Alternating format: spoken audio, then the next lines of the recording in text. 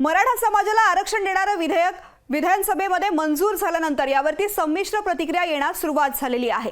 एकीकडे मुख्यमंत्री एकनाथ शिंदे आपली शपथ पूर्ण केली असं सांगतात, तर दुसरीकडे आंतरवाली सराटीमध्ये मात्र मनोज जरांगे नाराज आहेत। त्यामुळे पुढची दिशा उद्या ठरवणार असल्याचं सुद्धा त्यांनी सांगितलेलं आहे। यासोबतच अनेक ठिकाणी आता सुद्धा आंदोलन सुरू आहे। यासोबतच छगन भुजबळ यांनी सुद्धा यावरती टीका केलेली आहे।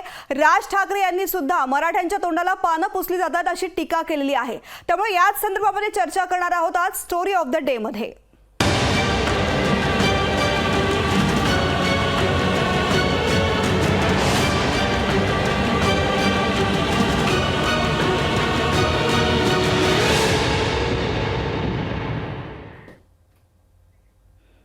मराठा समाजाला नोकरीमध्ये आणि शिक्षणात 10% आरक्षण देण्याचे विधेयक विधिमंडळाच्या विशेष अधिवेशनामध्ये एकमताने मंजूर झालं।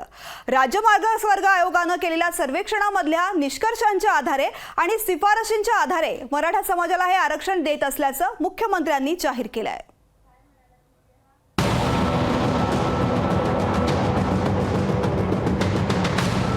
मराठा समाजाला शैक्षणिक नोकरीत 10% आरक्षण, विशेष अधिवेशनात एकमतानं विधेयक मंजूर। ओबीसींना धक्का न लावता आरक्षण दिल्याचा दावा। मराठा समाजाला नोकरीत आणि शिक्षणात 10% आरक्षण देण्याचे विधेयक विधिमंडळाच्या विशेष अधिवेशनात एकमतानं मंजूर करण्यात आलं। राज्य मागासवर्ग आयोगाने केलेल्या सर्वेक्षणातल्या निष्कर्षांच्या आधारे आणि शिफारसींच्या आधारे मराठा समाजाला हे आरक्षण देत असल्याचं मुख्यमंत्र्यांनी जाहीर केलं। आज या अधिवेशनाच्या निमित्ताने मी समस्त राज्याला परत एकदा सांगू इच्छितो की ओबीसी बांधव असो किंवा इतर कोणताही समाज असो, आम्ही कोणाच्याही आरक्षणाला धक्का न लावता मराठा समाजाला शैक्षणिक आणि नोकरीतलं आरक्षण देण्याचा निर्णय घेतलेला आहे।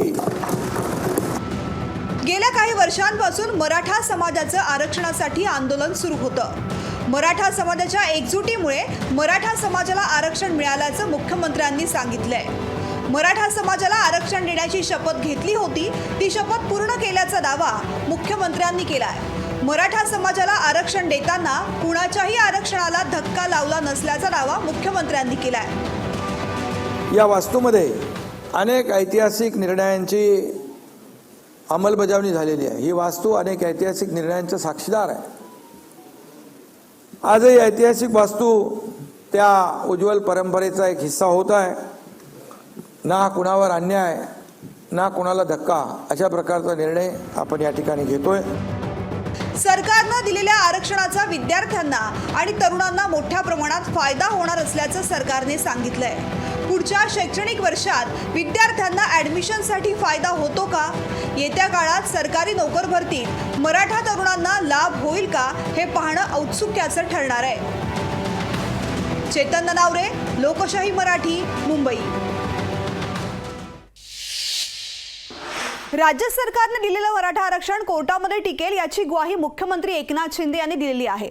तरी सुद्धा विरोधकांचं सरकारने दिलेल्या आश्वासनावरती समाधान झालेलं नाहीये। सरकारने दिलेलं आरक्षण कायद्याच्या कसोटीवरती टिकणार नाही असा आरोप विरोधकांनी केलाय।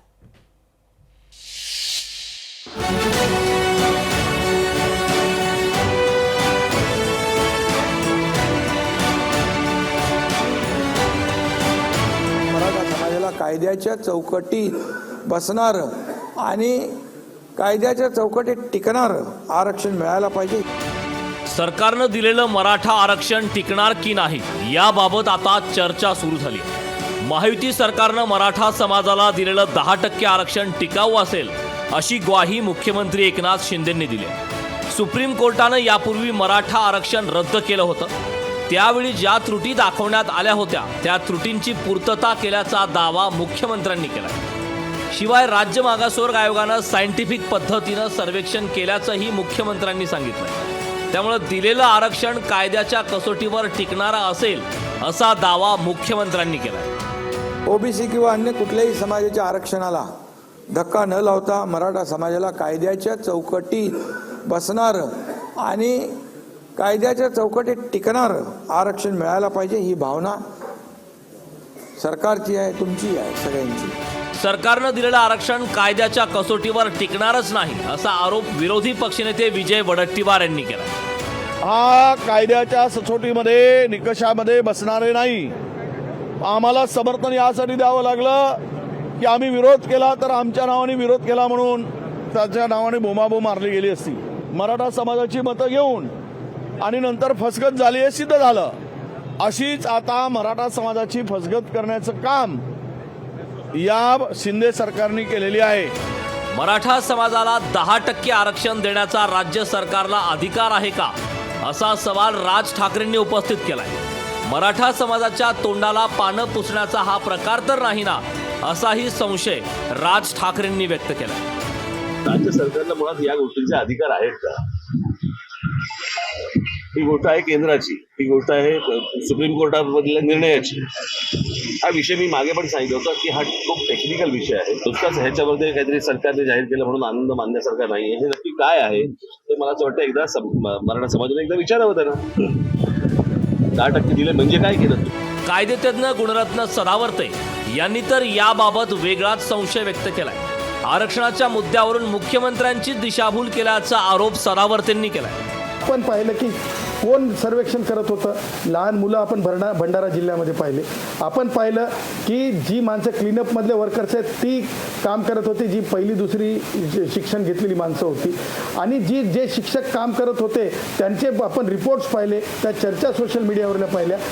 मराठा समाजानं आरक्षण मिळवण्यासाठी मोठा संघर्ष केलाय. विरोधकांनी या आरक्षणाला पाठिंबा दिलाय, मात्र त्याच्या टिकाऊपणाबाबत संशय व्यक्त केलाय. हा संशय खरा ठरू नये अशीच अपेक्षा व्यक्त केली जाते. अजय अडसूळ, लोकशाही मराठी, मुंबई.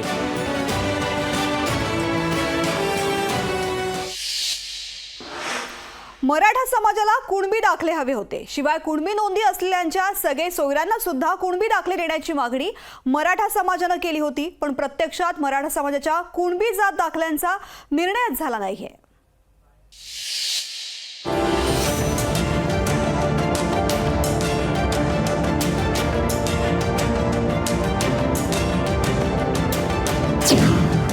मराठ्यांना कुणबी जात दाखल्यांचा निर्णय नाहीच.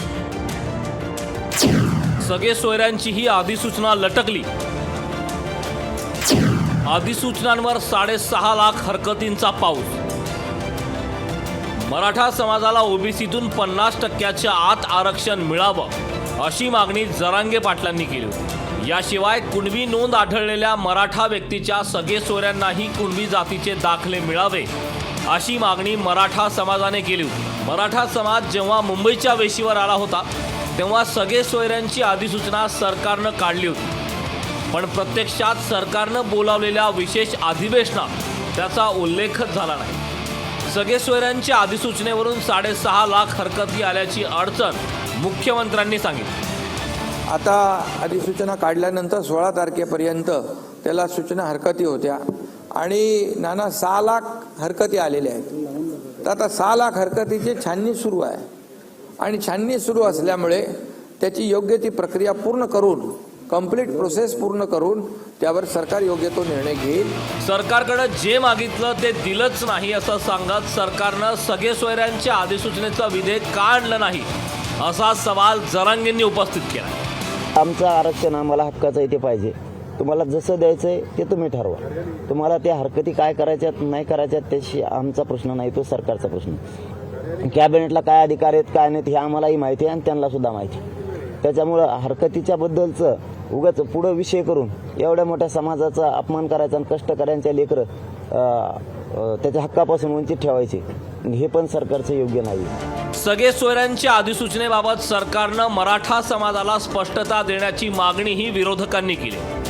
निकषात बसणारं आम्ही आरक्षण दिलेलं आहे, पण आम्ही दिलेल्या पत्राचं उत्तर जे जरांगे पाटलाच्या बरोबर चर्चा झाली, बंददार चर्चा झाली आणि आंदोलन मागे घेतलं गेलं आणि त्यावरून जे काही परिपत्रक काढलेलं होतं त्यावरून गुलाल उधळला गेला.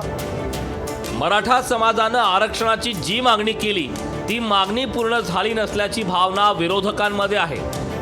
मराठा समाज ही दिलेल्या आरक्षणावर खुश आहे का हे सांगणं थोडं धाडसाचंच ठरणार आहे. स्वप्नील जाधव, लोकशाही मराठी, मुंबई.